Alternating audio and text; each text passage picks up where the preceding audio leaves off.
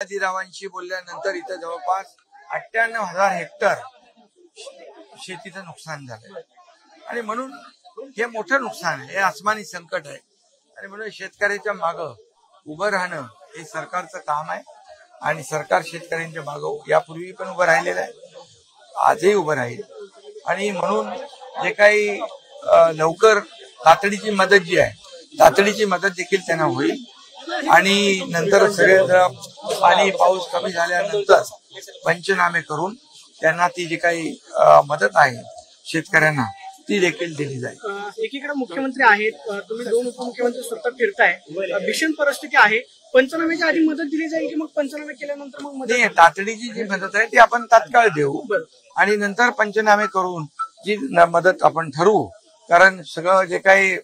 संकट जे आहे मोठं आहे, नुकसान मोठं आहे आणि त्यामुळे आपल्याला त्याच्यामध्ये देखील अटी शिथिल कराव्या लागतील आणि अशा वेळेस आपल्याला शेतकऱ्यांच्या मागे उभं राहावं लागेल। शिवसेनेनं आतापर्यंत अडचणीच्या काळामध्ये मदत केलेली आहे, आज सुद्धा जवळपास काही हजार घरांमध्ये तुम्ही किटचं वाटप करताय, मात्र एकीकडे दुसरीकडे तुमच्यावरती टीका केली जाते, लोकांचा संसार उघड्यावरती आहे, अशामध्ये तुम्ही मदतीचा हात देताय, जीवनावश्यक साहित्य असेल, संसार उपयोगी साहित्य असेल, सगळं रस्त्यावरती आलेलं आहे, अशा काळामध्ये राजकारण करणं किंवा टीका करणं? बघा, अशा काळात राजकारण करणं हे दुर्दैवी आहे, मदत होणं महत्वाचं आहे आणि म्हणून त्यांना आता सिंगल कपड्यावर माणसं बाहेर आहेत, त्यांना कपडे, आमच्या भगिनीला कपडे,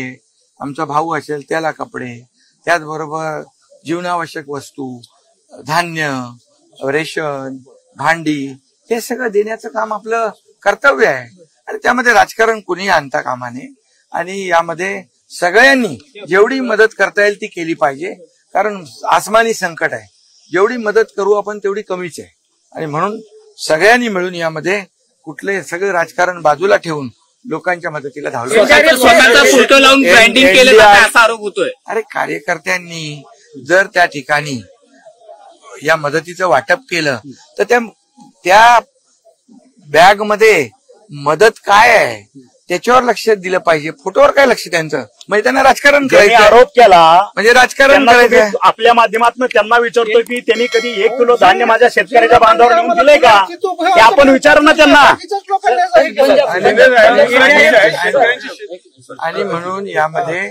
आपल्याला खूप मोठी मदत लवकर करणं गरजेचं आहे आणि शेतकऱ्यांच्या मागे सरकार उभं राहील। बिलकुल यामध्ये एनडीआरएफ देखील मोठ्या प्रमाणावर मदत केली। मला तानाजीरावांनी परवा फोन केला होता, काही लोकांना आपल्याला एअरलिफ्ट करावं लागलं हेलिकॉप्टर पाठवून, त्यामुळे हे सगळं जे आहे हे सगळं आता शेतकऱ्यांना या संकटातून बाहेर काढणं हे महत्वाचं आहे, ते काम सरकार करेल।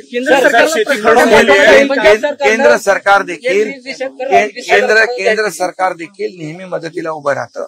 केंद्र सरकारशी देखील आपण बोलतोय आणि राज्य सरकार केंद्र सरकार दोन्ही शेतकऱ्याच्या मागे उभे राहतील, कारण या देशाचे प्रधानमंत्री नरेंद्र मोदीजी जेव्हा जेव्हा या शेतकरी संकटात आला तेव्हा तेव्हा त्याच्या पाठीमागे उभे राहिले। पंजाब सरकारनं 20,000ची मदत जाहीर केलेली आहे आणि आपण नेमकं काय करणार त्या संदर्भात? आता हे सगळं जे पंचनामे होऊ द्या पहिले, यामध्ये तातडीची जी मदत आहे ती आपण करू आणि तातडीची मदत जी पहिली करू आपण आणि सगळं जे काय आहे पंचनामे झाल्यानंतर आपल्याला ऍक्च्युअल कळेल की कुणाकुणाचं किती नुकसान झालेलं आहे। त्यामुळे शेती खरडून गेली आहे, ते देखील जिल्हाधिकाऱ्यांना आपण सांगितलंय की कुठल्याही परिस्थितीमध्ये शेतकऱ्यांच्या मागे उभे राहण्यासाठी फक्त जे शेतीचं नुकसान झालंय ते झालंय, पण शेती देखील वाहून गेलेली आहे आणि म्हणून त्याला देखील आपल्याला मदत केली पाहिजे। त्याला देखील आता मी मगाशीच सांगितलं, नुकसान मोठं आहे, संकट मोठं आहे, त्यामुळे शेतकऱ्याच्या मागे उभं राहताना थोड्या अटी शर्ती आपल्या